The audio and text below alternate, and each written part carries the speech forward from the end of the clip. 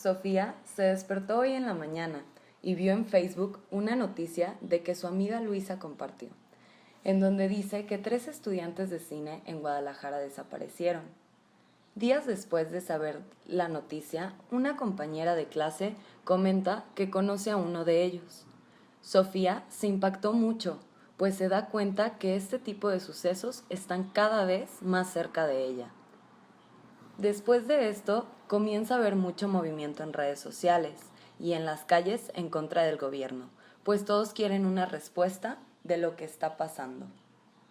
Semanas después, la Fiscalía anuncia que se encontraron en una casa restos de sangre humana que coincide con la de los desaparecidos. Informan que los jóvenes fueron interceptados por el cártel Nueva Generación, quienes después de asesinarlos los sumergieron en botes con ácidos para disolver los cuerpos.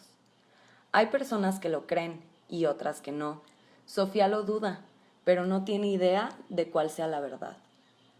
Comienza a tener miedo, pues piensa que aunque se vea un poco lejano a su realidad, ella o cualquier conocido puede ser el siguiente.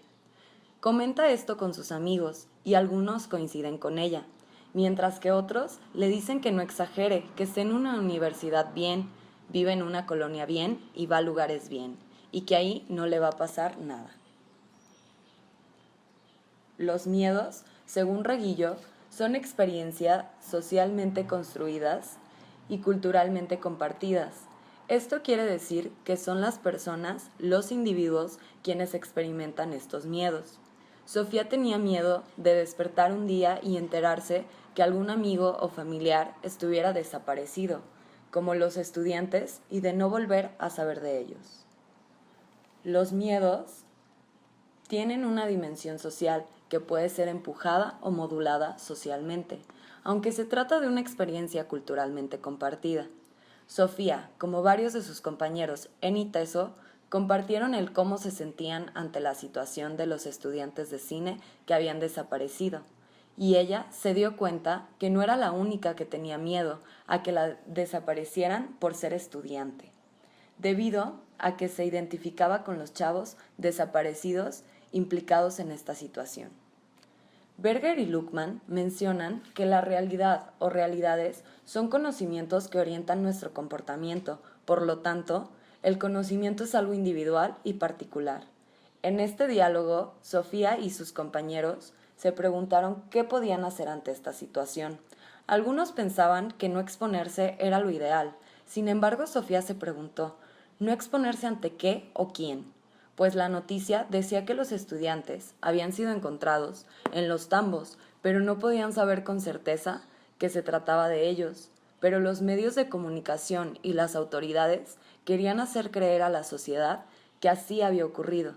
Sofía se cuestionó, ¿cómo confiar en lo que dicen los medios y autoridades? Si no hay pruebas, ¿cómo estar seguros de que la información era confiable?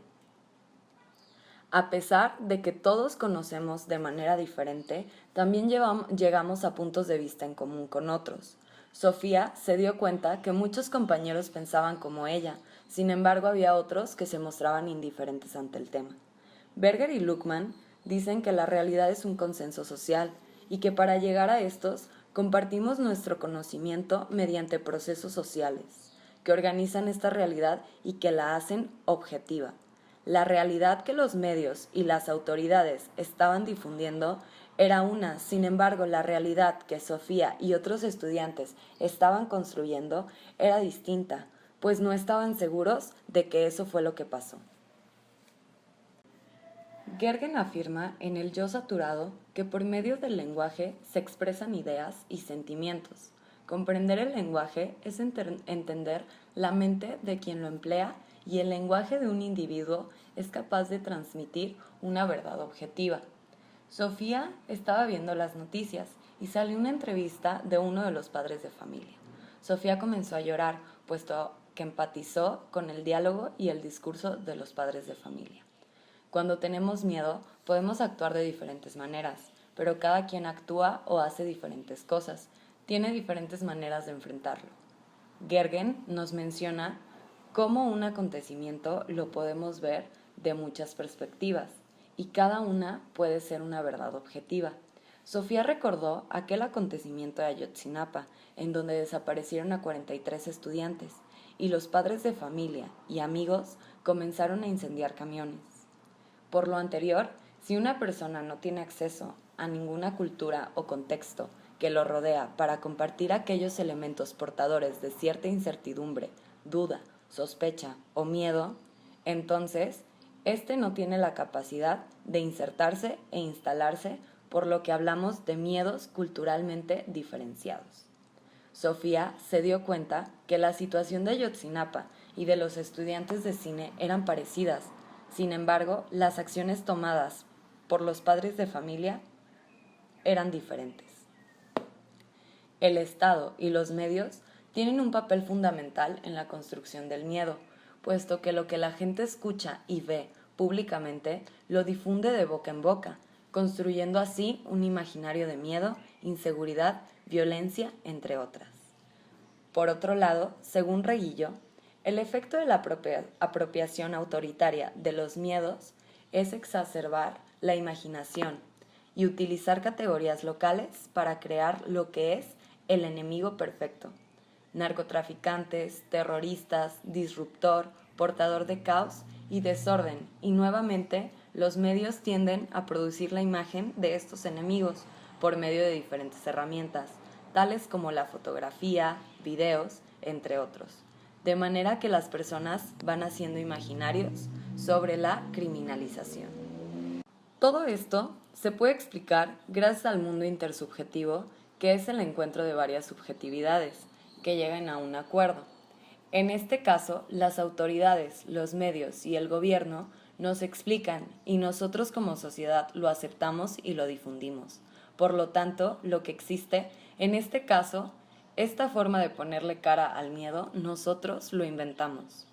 Entonces, el hecho de nosotros como sociedad tener un estereotipo de cómo son esas personas que desaparecen gente, no tener esos rasgos blancos y europeos, y ser pobre y moreno te convierten en el enemigo. Y por supuesto que ese enemigo debe de vivir en algún lado, por lo que se produce un efecto de criminalización, penalización o satanización de algunos espacios habitales o colonias dentro de las ciudades, porque nosotros así lo consensuamos y esto tiene como consecuencia un abandono por parte del Estado en esas colonias.